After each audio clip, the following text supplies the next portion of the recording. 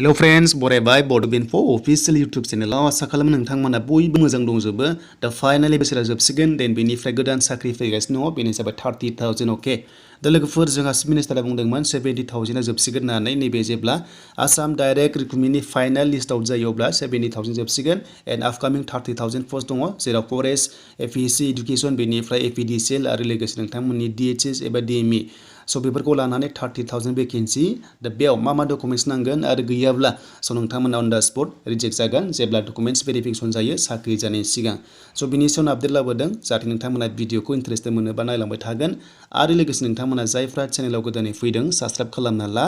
आरो लोगोसे नोंथांमोना हानायसेबां शेयार खालाम जाहाथे नोंथांमोना बयबो एडभान्स मिथिखायो आरो नोंथांमोना डकुमेन्ट्सखौहाय रेडि खालामो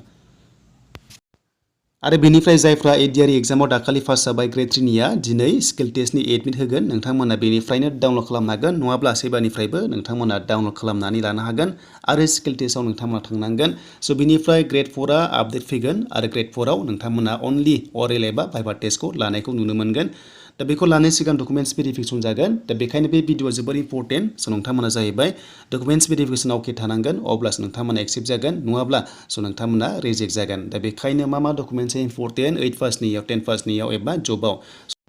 दा लोगोफोर साख्रिया ओरैबायदि थायो 8 पास लेभेल 10 पास लेभेल बेनिफ्राय HS पास लेभेल दा जि लेभेलाव बिदों बेनिखौसो नायनाय जायो बे जाबाय क्वालिफिकेसननि सायाव हमना ला ग्रेड 4 आव 8 पासनिखौ बिदोंब्ला स' नोंथांमोना 8 पासनि डिटेल्सखौ होनो हानांगोन स' लोगोफोर 8 पासल'बा नोंथाङा अनलि 8 पासल'बा स' नोंथांमोना 8 पासनिखौ होनांगोन नाथाय जुदि बे 8 पासनि साख्रियावनो जुदि 10 पासआबो हायोबा एबा HS पासआबो हायोबा अब्ला नोंथांमोना जेबो नङा गिनांगौ गैया नाथाय जुदि 8 पासल' बिदोंब्ला स' नोंथांमोना 8 पासखौ नांथारगोन आरो बे जाबाय नोंथांमोना खोनादों जानांगौ बेनो जाबाय काउन्टार साइन दा बे काउन्टार साइना मा लोगोफोर बेनो जाबाय नोंथाङा अनलि 8 पासल' बा स्कुल लेभेलनिफ्राय नोंथांमोननो मोनसे IAS अफिसनिफ्राय एप्रुभ खालामनाय हरो दा बेखौनो होनो काउन्टार साइन आरो बे थाबासो एक्सेप्ट जायो स' बेखायनो आपकामिंआव खालि 8 पासल'फ्रा स' नोंथांमोना स्कुल लेभेलनिफ्राय जाहाथे बेखौ प्रभाइड खालामो आरो नोंथांमोना डकुमेन्ट्स भेरिफिकेसनाव गालाङै जायो स' बेनो जाबाय अनलि 8 पास लेभेलनि बेनिफ्राय 10 पासफ्रा जेबो टेनसन गैया नोंथांमोना सेबानिफ्राय एप्रुभ जाखायो जेबो गिनांगौ गैया स' बेनिफ्राय दायो एक्सट्रा क्वालिफिकेसन नोंथांमोननि जबाव बेनो जाबाय 8 पासआनो जा 10 पासआनो जा एबा HS पासआनो जा स' नोंथांमोना फार्स्टआवनो क्वालिफिकेसननि गासैबो थाखानांगोन जेरै एडमिट बेनिफ्राय मार्कशिट 10 बेनिफ्राय गासैबो जि दङ बे थाखानांगोन स' बेनिफ्राय दानिया डिटेल्सआ जाहैबाय एक्सट्रायाव नोंथांमोननि कास्ट सार्टिफिकेट थाथारनांगौ मानोना कास्टनि सायावनो काट अफ थाङो नालाय ST SC थ' बेखायनो नांथारगोन नङाब्ला नोंथांमोना आनरिजार्भ जायो एबा जेनेरेल जायोबा रिजेक्ट जानायनि चान्स थायो स' बेखौ नांथारगोन देन बेनिफ्राय कम्पिउटार सार्टिफिकेट दंना गैया बे नोंथांनि बाथ्रासो गैयाबाबो हागोन आरो दंबाबो मोजां हमना ला डिफेन्स लेभेलाव दङब्ला मोजां जायो मानोना एक्सट्रा नाम्बार होनाय जायो अके स' बेखायनो जेसेबां हायो नोंथांमोना खालामना ला देन बेनिफ्राय स्पर्ट्सनिखौबो खालामना ला बेनिफ्राय बार्थ सार्टिफिकेट नांथारगोन जुदि नोंथांमोना एडमिट कार्डआव मिस्टेक थायोब्ला बार्थ सार्टिफिकेट नांथारगोन अके स' बेनिफ्राय एमप्लयमेन्ट एक्सचेन्ज बे इम्पर्टेन्ट आसाम गभर्नमेन्ट जबाव बेखौ नांथारगोन बे गैयाबा रिजेक्ट जागोन स' बेयावनो नोंथांमोननि क्वालिफिकेसननि थायो जे नोंथाङा बेसेबां फरायनाय 8 पास ना 10 पास बेयावनो डिटेल्सआ थायो स' बेखायनो बेखौ नांथारगोन एमप्लयमेन्ट एक्सचेन्जखौ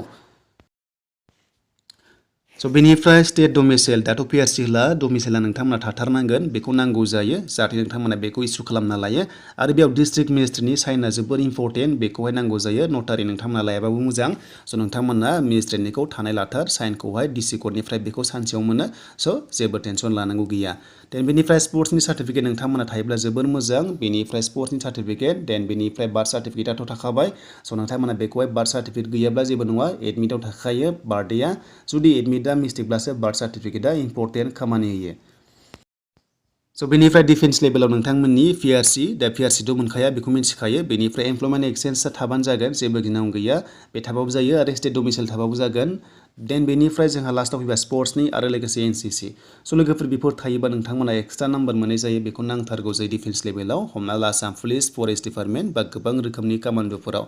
देन बेनिफ्राय सिभिल जबाव बेफोरनि एक्सट्रा मार्क मोना बाट नोंथांमोना कम्पिउटार सार्टिफिकेट थायोब्ला मोजां जायो गुबुन गुबुन पस्टआव नोंथांमोनाहाय एप्लाइखौ खालामनो हायो देन बेनिफ्राय DHS फरेस्टआव नोंथांमोना 8 पासनिफ्रायनो आप टु डिग्री पाससिम हागोन गुबुन गुबुन पस्टआव ग्रेड 3 आरो ग्रेड 4 आरो लोगोसे गिदिर गिदिर रेंकआवबो नोंथांमोना 1 इयार डिप्ल'मा सार्टिफिकेट दङब्ला स' नोंथांमोना हागोन 6 मान्थ्स दंबाबो हागोन आरो गैयाबाबो नोंथांमोना हागोन दा बेमोन आरो लोगोफोर दिनैनि आपडेटआ देन बेनिफ्राय जायफ्रा बुजियाखै नोंथांमोना आरो माखासे कुइसन दङब्ला स' कमेन्ट सेक्सनाव लिरबानो जाबाय आं मोनसे फिन खालामनो हागोन बेयावनो कमेन्ट्स खालाम अब्ला आं बांसिन मोजां जायो नायनो देन बेनिफ्राय नोंथांमोना माबाफोर कनफिउस दङब्ला स' नोंथांमोना कमेन्ट टाइप खालाम जाहाथे आं नोंथांमोननि रिप्लाइखौ हरनो हायो स' लोगोफोर बेनिसिमोन देन बेनिफ्राय नोंथांमोना डिसेम्बरावनो एप्लाइ खालामनो हानायनि अपसनखौ मोनसिगोन APDCL फरेस्ट आरो लोगोसे गोबां जबनि आपडेट दा बेखायनो नोंथांमोना नांगौ डकुमेन्ट्सखौ रेडि खालामदो जाहाथे नोंथांमोना जेबो प्रब्लेमाव गोग्लैयै बायदि